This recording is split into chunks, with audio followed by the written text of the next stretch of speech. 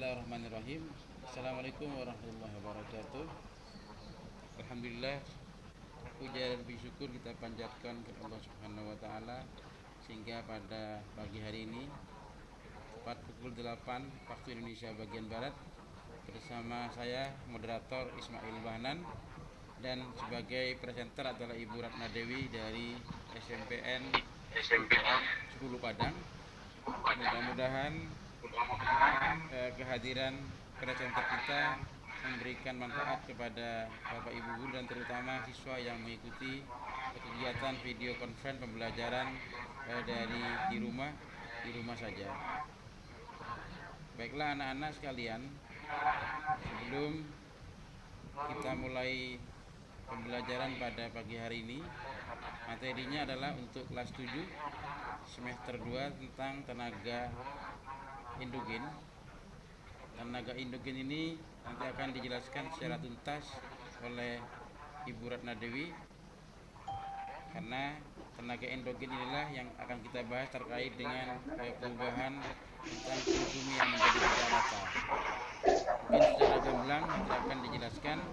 Silakan setelah dijelaskan lebih lanjut oleh Ibu presenter kita, anak-anak atau peserta video conference pada pagi hari ini dapat menanyakan melalui chat dan mengacungkan langsung menghidupkan mic nanti apabila dipersilakan pada saat tanya jawab, agar video conference saat ini ruangan kita menjadi tertib.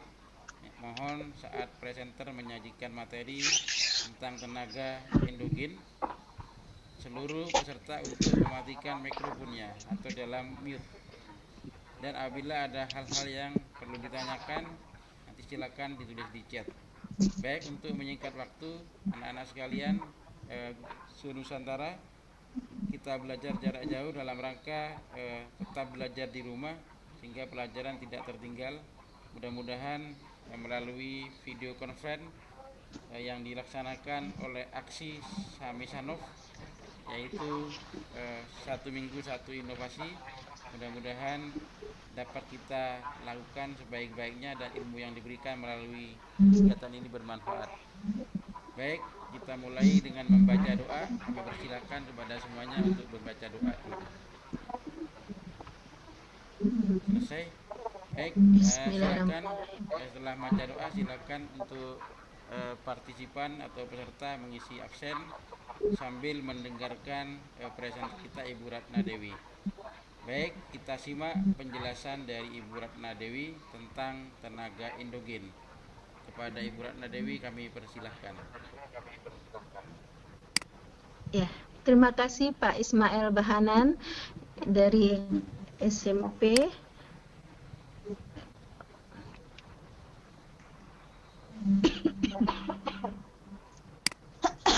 Ya, kita sebagai guru yang melaksanakan pembelajaran di rumah saja untuk siswa-siswa seluruh Nusantara.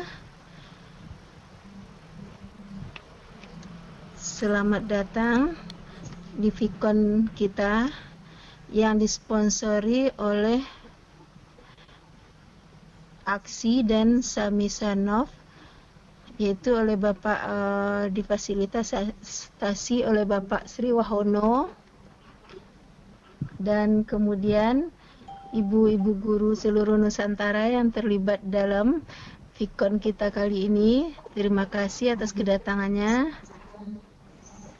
Assalamualaikum warahmatullahi wabarakatuh.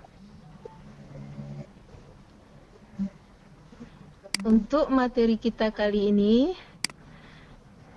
saya sebagai presenter dan guru di SMP,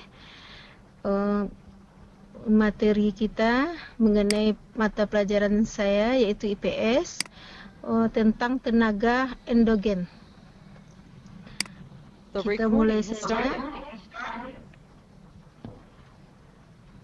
Ya. Halo. Halo Bapak Ibu. Halo. Ya, masih mendengar, lanjutkan. Oh iya. Ya.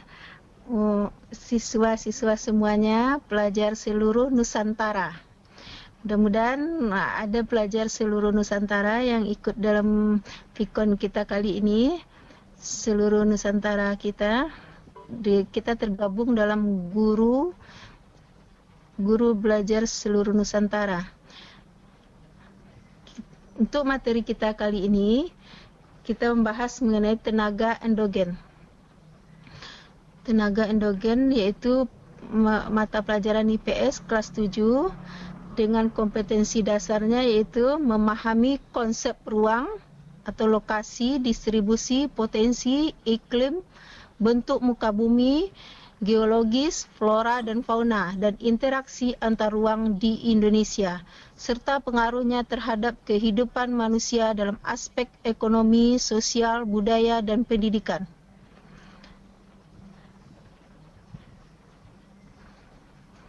Kompetensi dasar kita ini, kemudian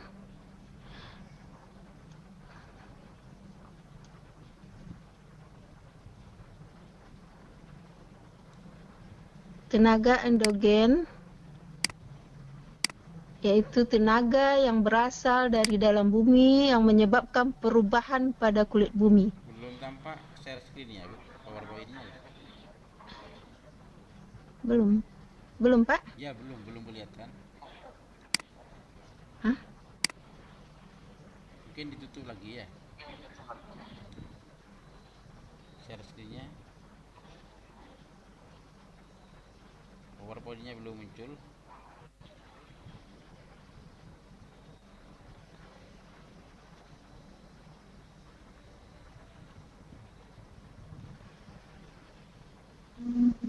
Ibu share lagi dari depan ya. Share screen desktop. Iya. Iya, desktop sudah. Ya, PowerPoint-nya tapi tidak muncul itu.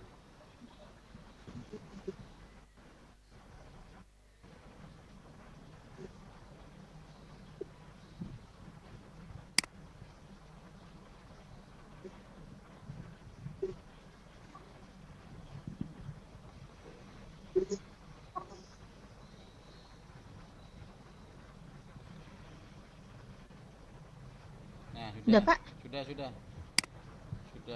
Halo? Sudah kelihatan. Sudah, Pak? Iya, sudah kelihatan. Silakan lanjut. Ya. Ya. Kita ulangi lagi. Tenaga endogen yaitu tenaga yang berasal dari dalam bumi yang menyebabkan perubahan pada kulit bumi. Sifat dari tenaga endogen membuat bumi menjadi tidak rata, sehingga terbentuk akibat dari tenaga endogen ini terbentuk gunung, bukit dan pegunungan. Kemudian permukaan bumi yang turun menjadi jurang. Terbentuknya jurang. Siswa, ibu sekalian, kita lihat bumi kita ini tidak rata ya. Kemudian macam-macam tenaga endogen. Tenaga endogen dibagi menjadi 3, yaitu tenaga tektonisme, vulkanisme, 3 seisme atau gempa. Tektonisme yaitu pergeseran dan perubahan letak kerak bumi dalam skala besar, meliputi lipatan, patahan, dan tektonisme lempeng.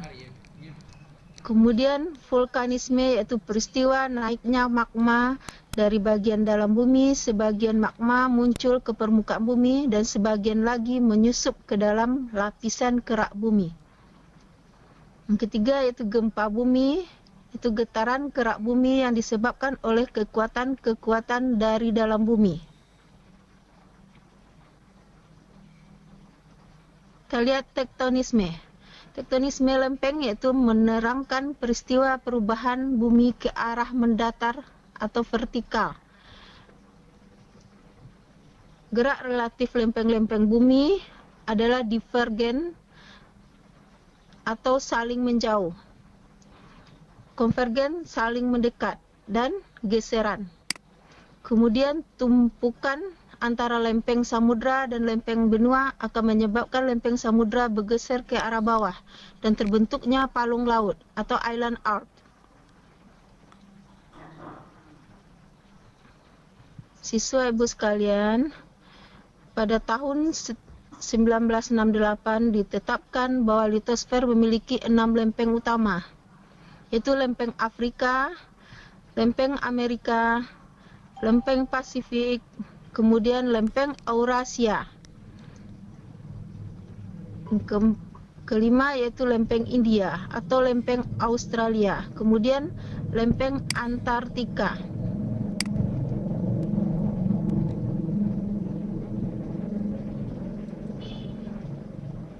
Yang kedua, vulkanisme. Vulkanisme yaitu magma naik karena energi dorongan yang berasal dari gas-gas yang terkandung dalam magma. Semakin dalam asal magma, letusan gunung api semakin kuat. Istilah lain dalam vulkanisme yaitu erupsi atau ekstruksi magma, yaitu peristiwa naiknya magma dari dalam bumi. Kemudian instruksi magma, yaitu naiknya magma di dalam lapisan litosfer tetapi tidak mencapai ke permukaan bumi. Kemudian manfaat dari vulkanisme. Kita tahu gunung api itu banyak manfaatnya juga. Kalau dia aktif juga mengakibatkan negatifnya. Akibat negatifnya juga kita rasakan, kita lihat. Manfaatnya itu sebagai sumber mineral, menyuburkan daerah pertanian, objek wisata, dan banyak lagi. Itu contoh manfaatnya. Kemudian gempa bumi. Gempa bumi itu seismologi, istilah ilmu yang mempelajari tentang gempa bumi. Seismologi. Kemudian istilah lainnya dalam gempa bumi yaitu hipocentrum, yaitu sumber gempa di dalam lapisan bumi. Kemudian epicentrum, ada istilah lainnya ya Ananda, yaitu garis permukaan bumi yang tepat tegak lurus di atas hipocentrum. Kemudian homocesta, yaitu garis yang menghubungkan tempat-tempat di permukaan bumi yang dilalui gempa pada waktu yang sama. Kemudian isocesta, yaitu garis di permukaan bumi yang menghubungkan tempat-tempat ya dengan intensitas yang sama. Kemudian ada istilah makroseisma, yaitu daerah di sekitar epicentrum yang mengalami kerusakan terhebat akibat gempa. Kemudian ada istilah pleistoseista, yaitu garis pada peta gempa yang mengelilingi makroseisme. Kemudian siswa sekalian,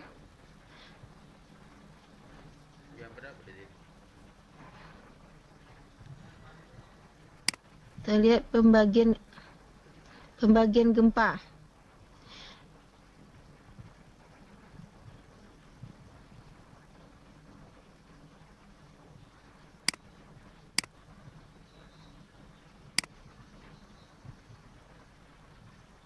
Pembagian gempa yaitu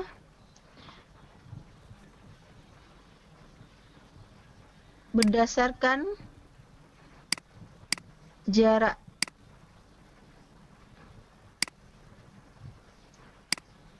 Pembagian gempa berdasarkan jaraknya yaitu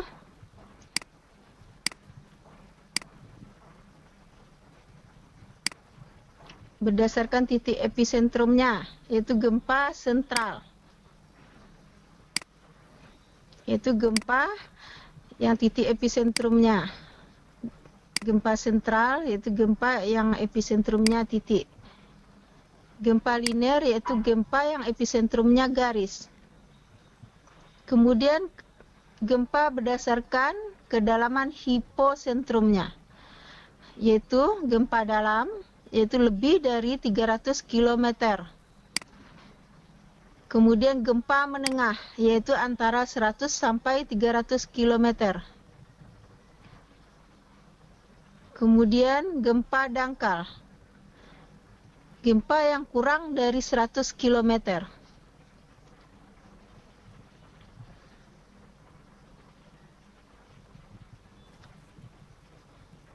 Kemudian berdasarkan jarak episentrumnya, yaitu gempa lokal yaitu episentrumnya kurang dari 10.000 km.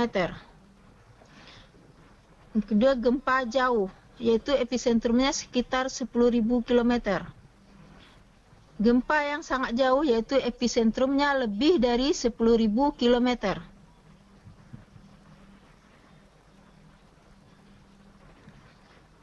Selain klasifikasi gempa, dikenal juga gempa laut, yaitu gempa yang episentrumnya terdapat di bawah permukaan laut. Gempa tersebut menyebabkan terjadinya tsunami.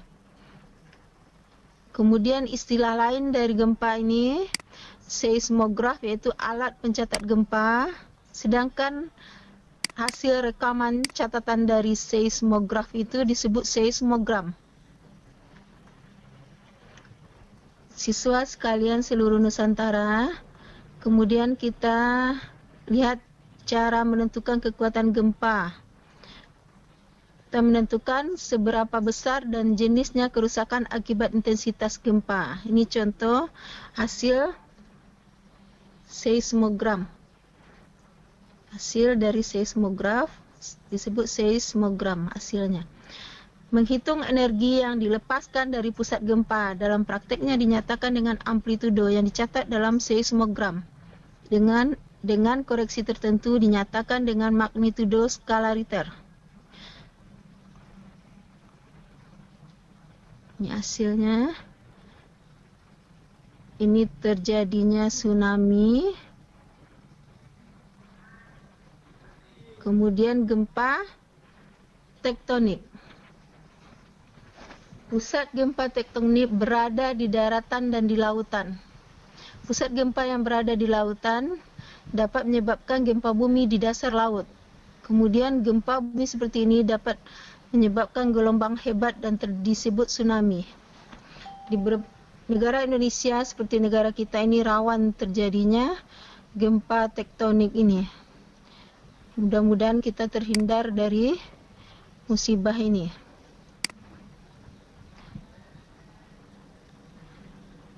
Kemudian siswa sekalian, siswa ibu,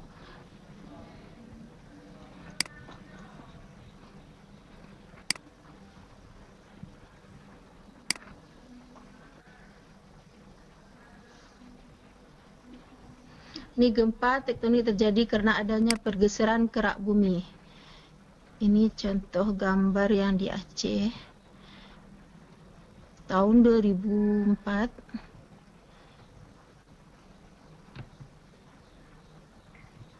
Kita mengalami musibah Indonesia, termasuk musibah besar itu. Kemudian gempa vulkanik. Nah, ini baru-baru ini terjadi juga di Gunung Krakatau. Gempa bumi yang disebabkan oleh gunung meletus. Krakatau. Kemudian gempa runtuhan juga ada, gempa yang muncul akibat longsoran dan merupakan gempa kecil berkekuatan gempa mungkin sangat kecil.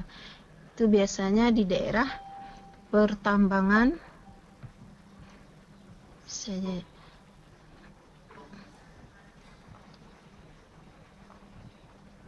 Kemudian kita lihat tsunami, pengertian tsunami. Penyebab tsunami.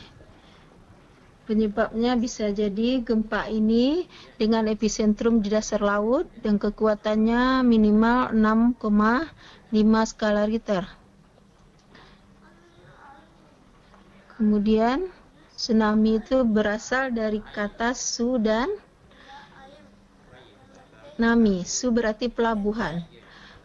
Nami berarti gelombang atau ombak, secara harfiahnya ombak besar di pelabuhan. Pengertian tsunami adalah serangkaian gelombang yang terjadi ketika sekumpulan air besar secara cepat berpindah tempat. Ini yang terjadi dalam bahasa Jepang ini, penyebab tsunami. Karena Jepang sering mengalami tsunami. Termasuk Indonesia juga daerah yang labil.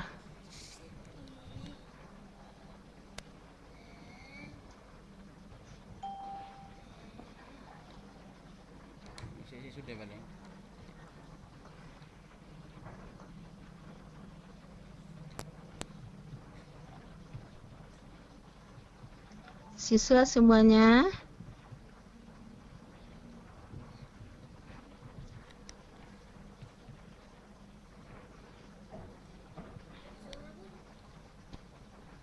ini tsunami karena angin juga bisa, tapi di negara kita jarang ini terjadi. Menyebabkan terjadinya gelombang besar. Angin bisa menyebabkan terjadinya gelombang besar juga. Kemudian siswa sekalian, itu mengenai tenaga endogen. Tenaga endogen ada 3, yaitu tektonisme, vulkanisme, kemudian seisme atau gempa. Nuklir bisa menyebabkan tsunami juga di lautan. Kemudian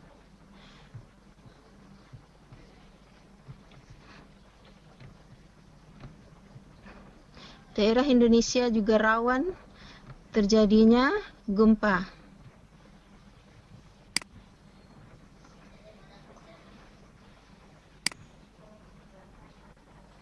Gerakan vertikal pada kerak bumi mengakibatkan dasar laut naik atau turun secara tiba-tiba sehingga terjadinya aliran energi air laut. Ketika sampai di pantai menjadi gelombang besar yang mengakibatkan terjadinya tsunami. Kemudian di daerah Indonesia, kita lihat daerah Indonesia,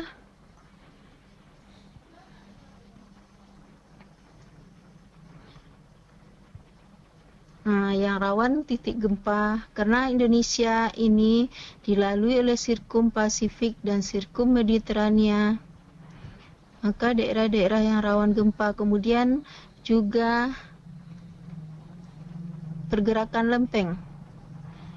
Ini lempeng Indo Australia, kemudian lempeng Pasifik mengakibatkan terjadinya gempa di daerah Indonesia yang rawan gempa.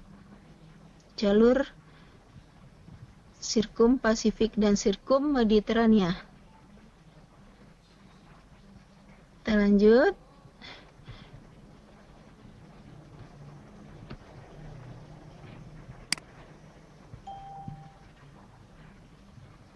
Siswa ibu semuanya,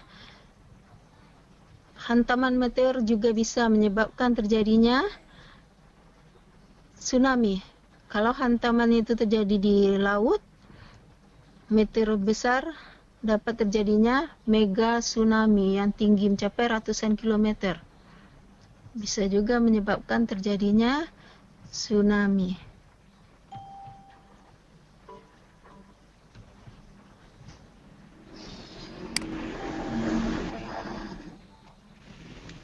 Ya. Kemudian tanda-tanda tsunami.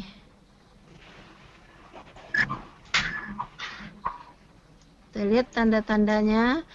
Tanda-tandanya gempa bumi yang terjadi sekitar lautan dengan ciri tertentu dapat menjadikan tanda tsunami. Ketinggian permukaan air di pantai turun drastis.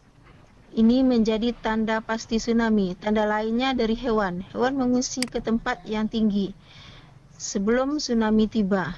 Kemudian terdengar suara gemuruh. Ini di Sri Lanka. Peristiwa tsunami di dunia. 1 November 1755 tsunami menghancurkan Lisboa, ibu kota Portugal, dengan menelan 60.000 korban jiwa. Kemudian 26 Agustus 1883 letusan Gunung Krakatau dan tsunami menewaskan lebih dari 36.000 jiwa. Kemudian 26 Desember 2004 gempa besar yang menimbulkan tsunami menelan korban jiwa lebih dari 250.000 di Asia Selatan, Asia Tenggara, dan Afrika. Ini yang di Aceh, 26 Desember 2004. Kemudian 7 Juli 2006, gempa yang menyebabkan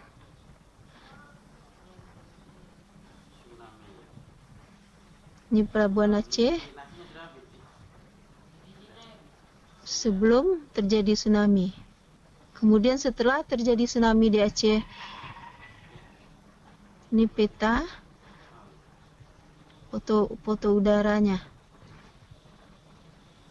Ini sebelumnya, keadaan kota di Aceh sebelumnya di foto udaranya. Ini setelah terjadi. Kemudian peringatan dini kejadian tsunami. Salah satu sistem untuk peringatan dini tsunami itu CREST Project, dipasang di pantai barat Amerika Serikat, Alaska dan Hawaii oleh USGS dan NOAA dan Pacific Northwest Seismograph Network serta oleh 3 jaringan seismik universitas. Kemudian sampai saat ini sistem prediksi tsunami masih merupakan pengetahuan yang belum sempurna. Yaitu belum dapat sepenuhnya mendeteksi tsunami. Namun epicenter dari sebuah gempa bawah laut dan kemungkinan terjadinya tsunami sudah dapat dihitung. Pemodelan tsunami yang baik telah berhasil memperkirakan beberapa besar perpindahan massa air yang terjadi. Walaupun begitu, karena faktor alamiah sering tak termodelkan dan tak terduga, sering terjadi peringatan palsu. Jadi belum ada alat yang sempurna untuk mendeteksi kejadian tsunami ini. Ini alatnya dipasang tsunami meter atau monitoring sistemnya, perangkatnya. Tapi belum begitu sempurna. Di Indonesia saja sudah dipasang di Samudra Hindia, itu sudah. Kemudian perekam tekanan dasar laut menggunakan buoy. Itu alat komunikasi digunakan untuk mendeteksi gelombang yang tidak terlihat oleh pengamat pada laut dalam. Sistem sederhana pertama kali digunakan untuk memberikan peringatan awal akan terjadinya tsunami pernah dicoba di Hawaii tahun 1920-an. Sistemnya lebih canggih dikembangkan setelah terjadi tsunami besar pada 1 April 1946 dan 23 Mei 1960. Kemudian Amerika Serikat membuat Pacific Tsunami Warning Center tahun 1949 dan menghubungkan ke jaringan data dan peringatan internasional pada tahun 1965. Tapi sampai sekarang tsunami tidak dapat dicegah. Namun setidaknya ada usaha untuk memperkecil kerusakan yang ditimbulkan dan mencegah korban jiwa. Banyak kota-kota di sekitar Pasifik, terutama Jepang dan juga Hawaii mempunyai sistem peringatan tsunami dan prosedur evakuasi untuk menangani kejadian tsunami. Kemudian tsunami dapat diprediksi oleh berbagai institusi dan di berbagai penjuru dunia, dan proses terjadinya tsunami dapat dimonitoring melalui satelit. Usaha mengurangi kerusakan akibat tsunami. Pra-tsunami menanam kembali hutan bakau, kemudian menggunakan alat pemantau dini tsunami. Yang ketiga, membangun tembok tsunami atau tsunami wall, kemudian membatasi pembangunan gedung-gedung di dekat pantai. Batasi pembangunannya. Pasca tsunami, menjauh dari garis pantai, mengungsi di tempat yang lebih tinggi. Bila sedang berada dalam kendaraan, segera mengarah ke arah ketinggian.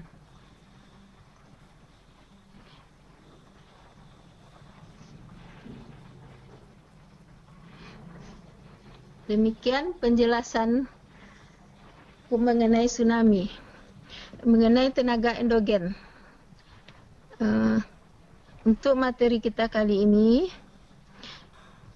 siswa ibu silakan mengerjakan pengalamannya mengenai gempa. Gempa apa saja yang pernah dilihat atau dirasakan. Untuk siswa ibu sekalian, silakan menuliskan pengalamannya. Demikian materi kita kali ini. Kita kembalikan kepada moderator Pak Ismail. untuk materi kita kali ini. Ya, silakan Pak Ismail. Kalau ada pertanyaan, silakan. Kita kembalikan dulu ke Pak Ismail. Halo Pak Ismail. Halo, Ya, sudah selesai Ibu penjelasannya? sudah? Baik, kalau sudah kami persilahkan kepada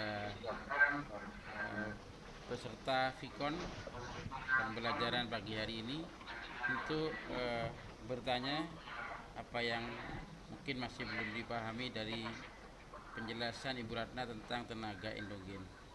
Silakan tulis di chat.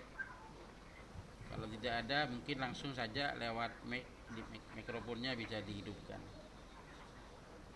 Iya, silakan. Mungkin langsung saja Ibu Ratna memberikan langsung diskusi. Kesimpulan. Iya, silakan. Kalau tidak ada yang bertanya, langsung disimpulkan saja pembelajaran pada pagi hari ini.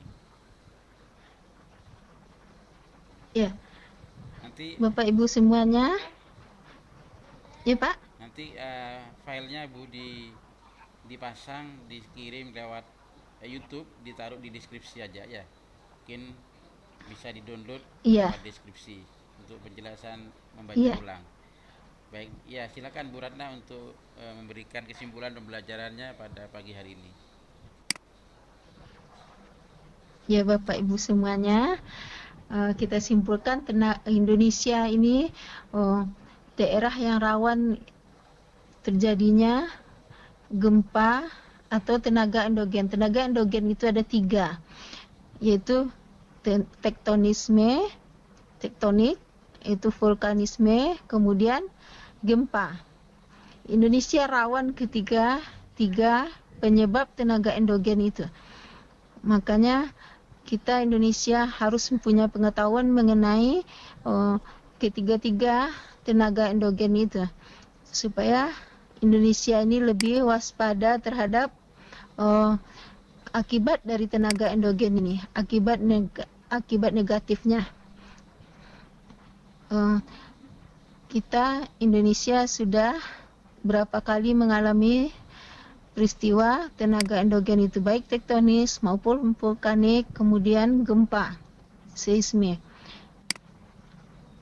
Untuk penjelasan kita, materi kita kali ini, itu kesimpulan dari Ibu, kita harus mempunyai pengetahuan mengenai gempa.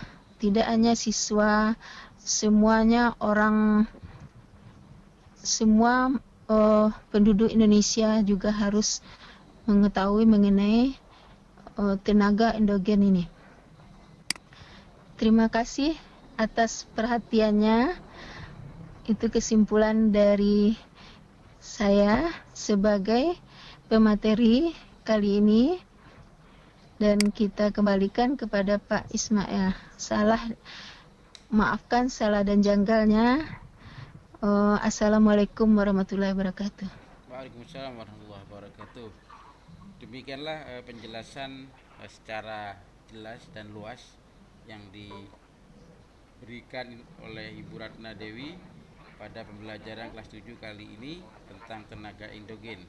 Tentunya para anak-anak hebat Indonesia dapat mencari secara lebih luas juga pembelajaran ini nanti melalui deskripsi yang ada di YouTube, dan bisa juga mengeksplorasi melalui Google, sehingga ilmu-ilmu tentang tenaga endogen dapat dipahami dengan jelas. Karena yang jelas Indonesia adalah situasi yang dikelilingi oleh beberapa faktor yang cukup luas, terutama samudra.